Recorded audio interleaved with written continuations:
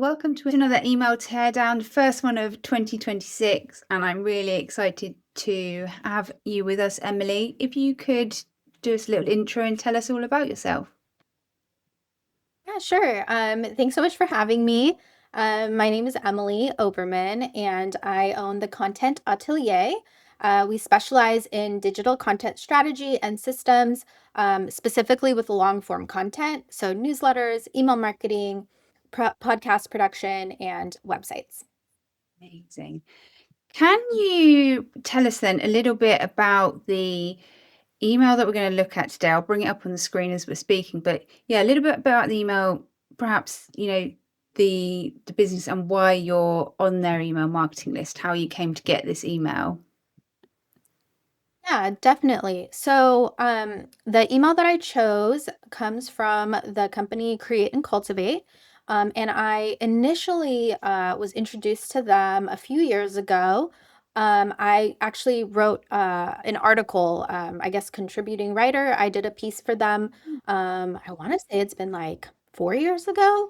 And it was about content repurposing. And so I joined their email list and I've since just always received, whenever their frequency. I know they had some ownership changes, and then I think the original founder came back, and now their email looks a little bit differently than it used to.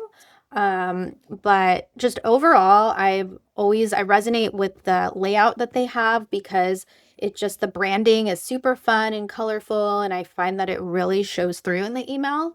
And I mean, I have more stuff to say, but once we start going through it, I'll Yeah. share my thoughts. That's amazing that you had that tie-in, and I love that you've kind of stayed with them as well. So you obviously, yeah, like you say, you were obviously quite taken with it to kind of, yeah, kind of had that connection, but then kind of stay subscribed and stay following them. Um, and to pick up on something else you said, one of the things actually, yeah, straight away that I saw kind of when you sent this to me, and then I was like, oh, cool, I'm going to go and research them a bit. The design is very in line with everything they did with like the website and like everything there. So it's obviously, yeah, kind of really well thought through from that design point of view, um, which I think is, yeah, really important. Um, Definitely. Fabulous. So starting from the very beginning, obviously this is what we see when we open the email. And I have made a note that the subject line for this email was the B stands for billionaire, which I think is quite yeah, quite an interesting, quite not hooky, but quite like a catchy subject line. I feel like it's bold, bold and bold there. Yeah, exactly. And we'll kind of see as we scroll down what that kind of it does then tie into the copy. But it did, yeah. And I think it's interesting as well, given their target audience. Yeah, who I guess, from what the little I've kind of gathered, is maybe women in business. Yeah. Yeah, women entrepreneurs, creatives, small business owners, and just people in the creative space as well, but definitely women. Yeah. And I didn't mention this earlier, but I actually am also an instructor. I teach social media marketing, but I teach it kind of like high level. I don't teach because the industry changes so often. It's like you can create a class and teach it, and like 3 months later, everything's changed, like algorithm, all the tools and things like that. So when I talk about it, I really talk about it from just like an overview. And it always just comes back to the original marketing of like who you're talking to and why you're talking about it. And so that's kind of like the lens that I look at of this email and this brand of like who they're talking to and why they're talking about it. And I think they do a really good job of like the customer that they're trying to reach and the audience that they're trying to reach. And as a female entrepreneur, the B stands for billionaire did catch my attention. I was like, yes, please, let's have a little bit of that. And definitely, yes. Fabulous. Yeah. So you open up the email, and we have here, not, I was about to say pretty standard kind of email design, but kind of that whole logo, big kind of image. Am I right in thinking that the images here, they always have this kind of layout, but do they switch up the images? They do. They do. I think though, a lot of the time their header images are focused on events because that is a big part of their business is they do a lot of events and retreats for female entrepreneurs. Okay. I actually didn't notice this when I first like shared about doing this particular email, but I see it now. I really like how the background image is in black and white and it really has like this like vintagey feel. And this is something that I talk about all the time. I don't know if you've noticed this, but the last few years, like nostalgia in marketing is everywhere. And so I feel like they're really tapping into that with that image, maybe even unintentionally, but like it's there. That is interesting. And yeah, I hadn't, this is why I love doing these breakdowns because often you don't think about those tiny things until you're kind of Mhm. really looking at it and kind of have a couple of people kind of going back and forth. But there is Yeah. that, and it's interesting you say that because just the other day, someone was saying how they've noticed a few people's Instagram accounts these days are getting more kind of old school Pinteresty and like going back, and that kind of, yeah, I wonder if that is what you said about that nostalgia bit coming into play. I Um, mean, it's everywhere. It's in media, all the movies that are being made. They're constantly remaking all the classics. Like it's just it's in your face all the time. Everything nostalgia.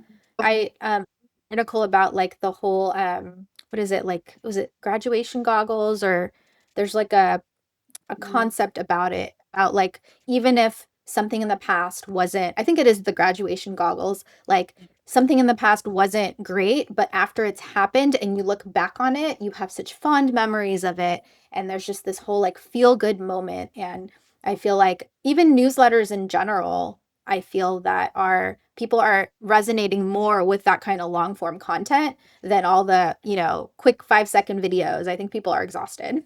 yeah, That's just a yeah. personal little chant about It's a that, lot. but It's a lot for the brain to keep up with all the 5 second stuff. Yeah, and actually, yeah. Then when you say that, it's kind of you've got the nostalgia picture there, and the events bit playing into it. So it's really because I have to say, yeah, I subscribed when you first sent over these emails, and I find I find them really interesting to look at. I mean, they're not particularly, they're just pictures of people laughing, but right. yeah, the way that they use them, like you say, is quite clever.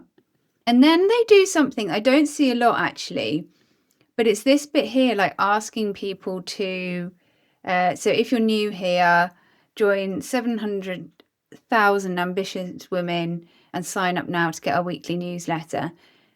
Now, this is quite clever because it does a couple of things. I guess I'm assuming that obviously they must share this newsletter on social media, perhaps, because they're using Mailchimp to send these newsletters. So they're obviously getting a link there that they can share.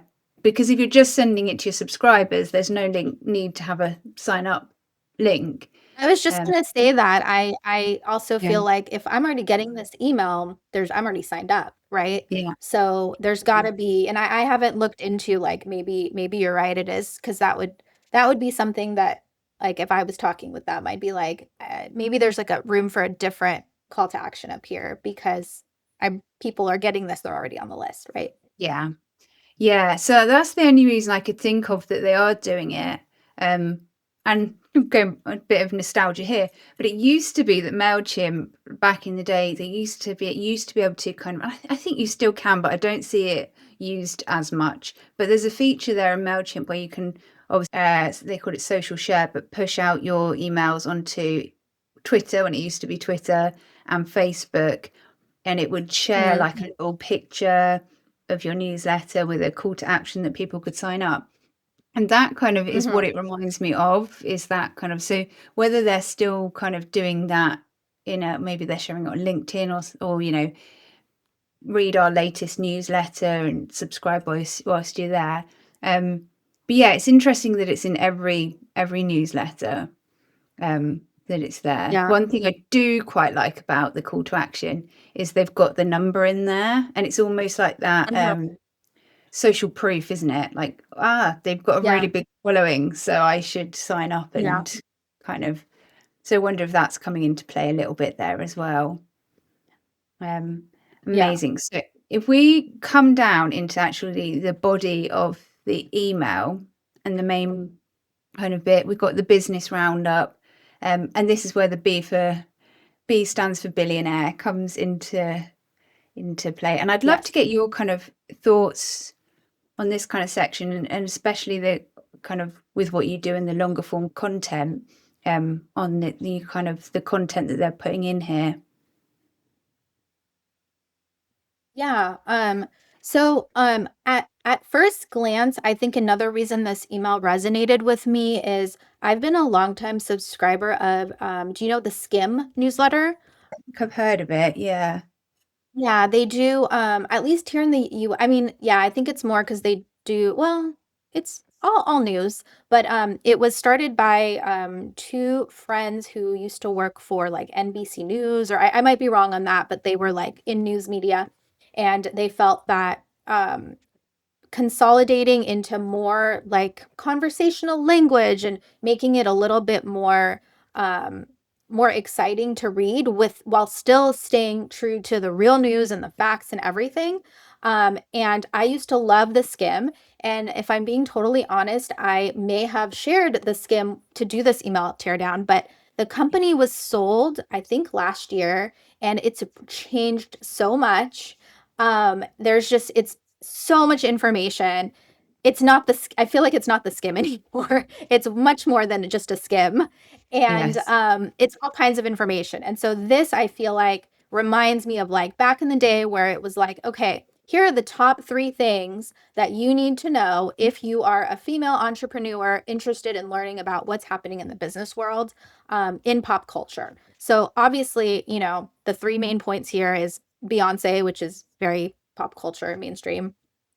And then the third item with, talking about Caitlin Clark and Nike's the Kobe shoes that, whatever took over, also very pop culture.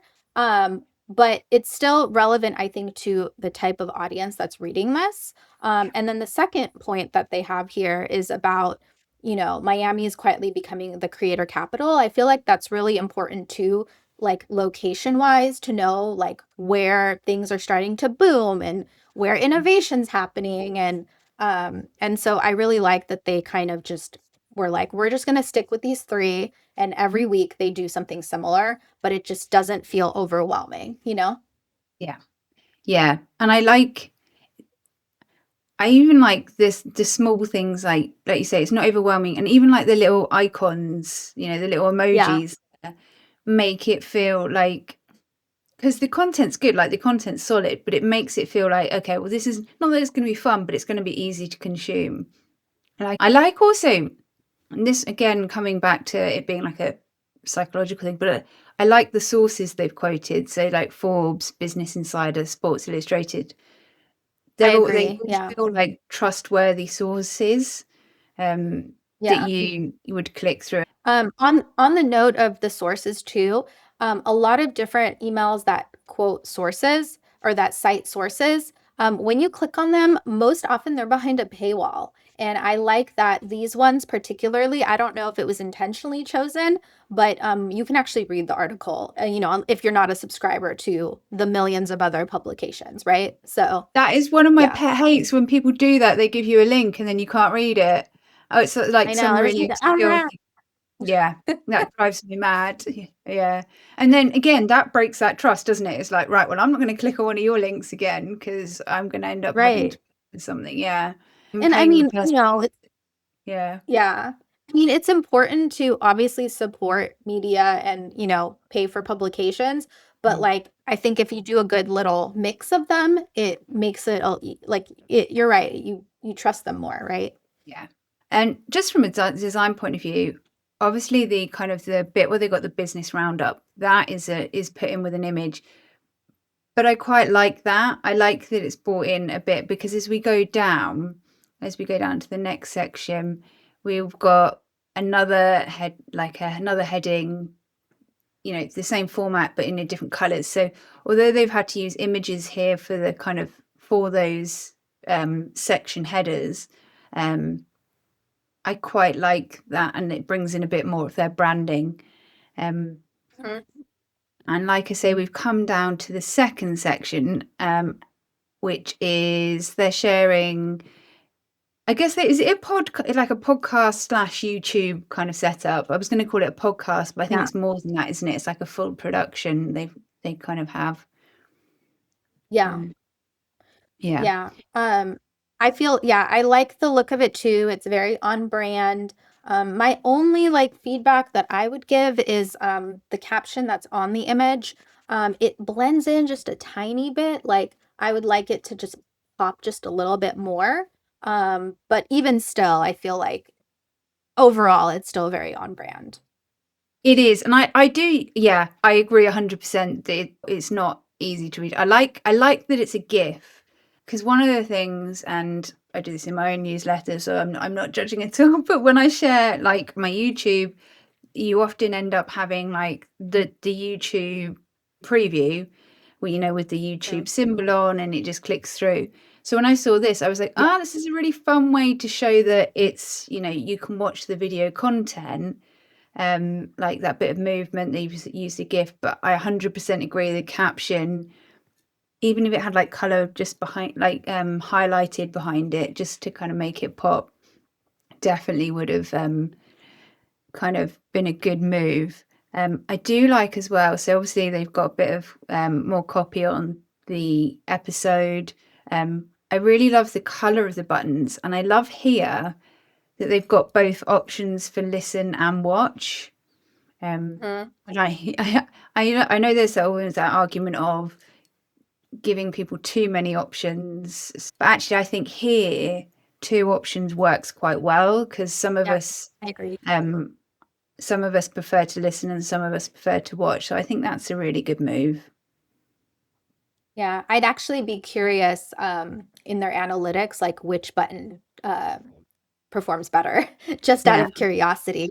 That'd be yeah. interesting. One thing I hadn't thought about until we literally just said that is I wonder why they're different sizes.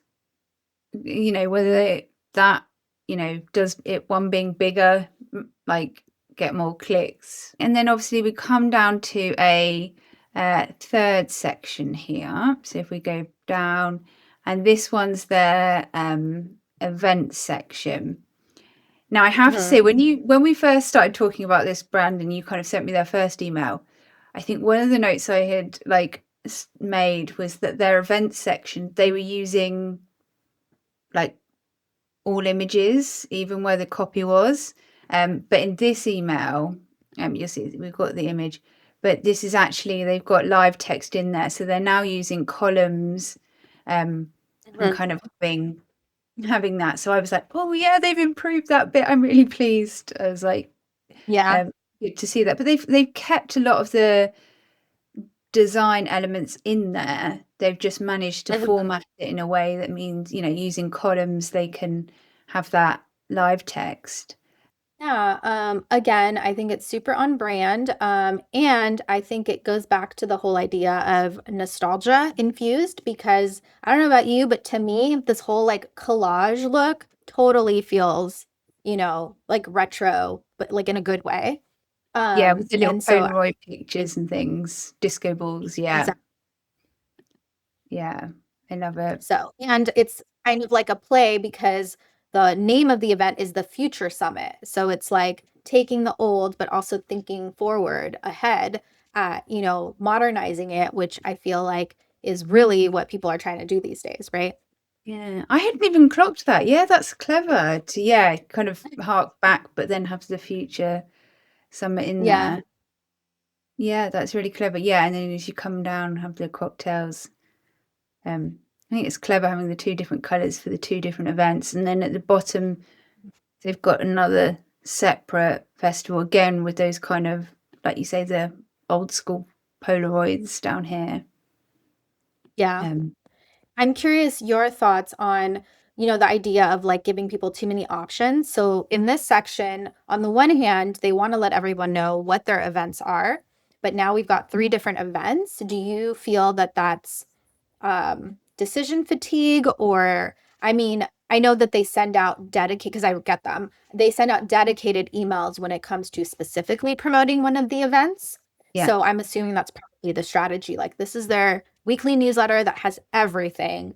And then they send out more, direct emails when they're trying to promote or sell specifically an event, right?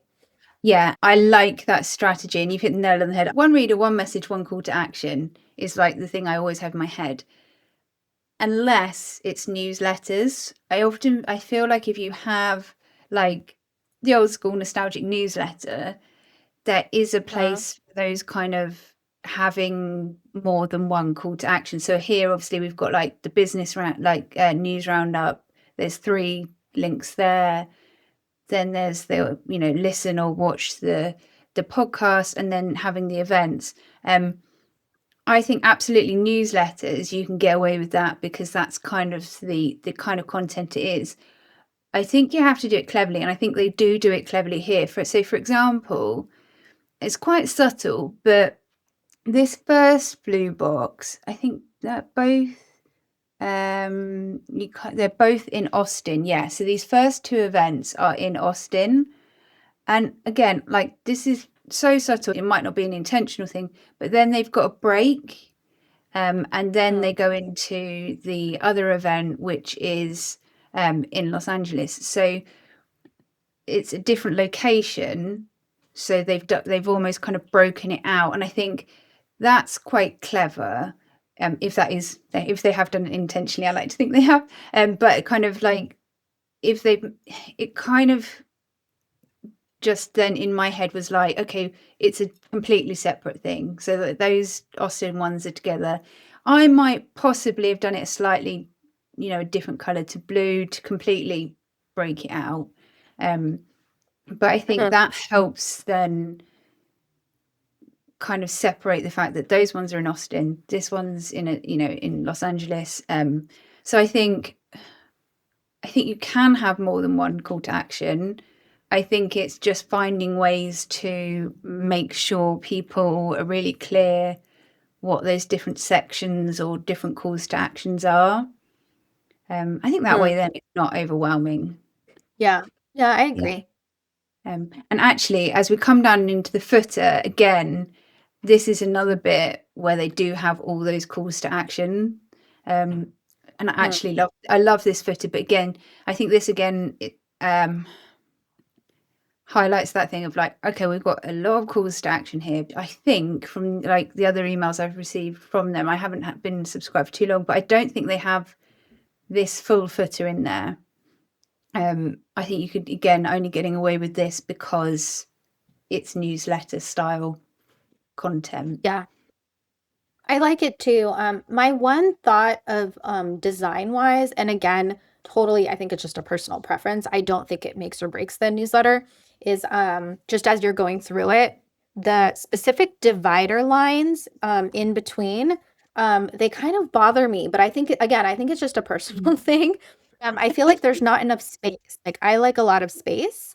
And Yeah, so if you were to scroll back up, you'll mhm, see that horizontal thin line. yeah, And I would have wanted just a little bit of like a little spacer in there. yeah, But aside from that, again, it doesn't make or break the email at all.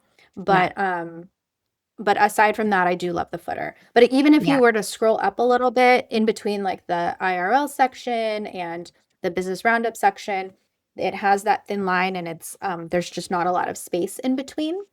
yeah. I see what you mean. It's Uh, quite tight between the kind of the bottom of the button, which is odd considering there's quite a lot of space in other areas. Like there's quite a lot of Mhm. space given around the images and things. But yeah, it's quite tight. And I can see what you mean here. Yeah, maybe kind of where those kind of festival blogs, social and posts are, even just making Mhm. those a little bit wider.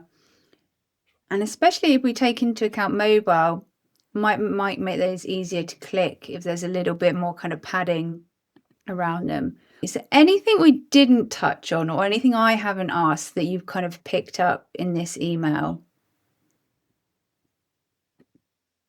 I don't think so. No. Well, I'm really pleased that you kind of asked me if we could do this one, and actually that I subscribed, like I said, I've been subscribed to like, was it 4 or 5 weeks now, and I do like, they're one of those emails you quite like coming into your inbox. Um, so yeah, really good pick. Thank you so much.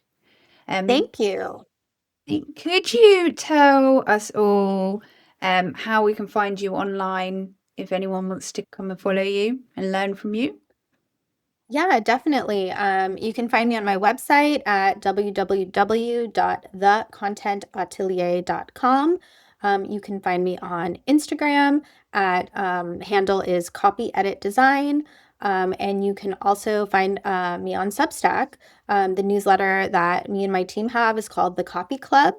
And we actually write from all kinds of generational perspectives on marketing and the online space. So, Which is another newsletter that I have loved being subscribed to, and oh, I love thank that it comes you. from I love that it comes from different members in your team as well, like you Yeah. said, and different points of view and aspects. Again, that's something I don't think a lot of people are doing, is bringing that into one newsletter, and kind of, Yeah. yeah, in one kind of, Well, the idea was really just born from the fact that people, in my just overall observation of the world, I think people would get along better and understand each other better if they really took a minute to think about the perspective that somebody's coming from. And we all have different perspectives based on a million different things. And a big one is our generation, where, when we grew up, aside from like where we grew up, who, there's so many other, obviously it's very nuanced, but that's kind of the angle that we write from. yeah, I think it's a really interesting one. So yeah, definitely one to Yeah. sign up to. Amazing. Thank you so much, Emily. Thank you, Vicky.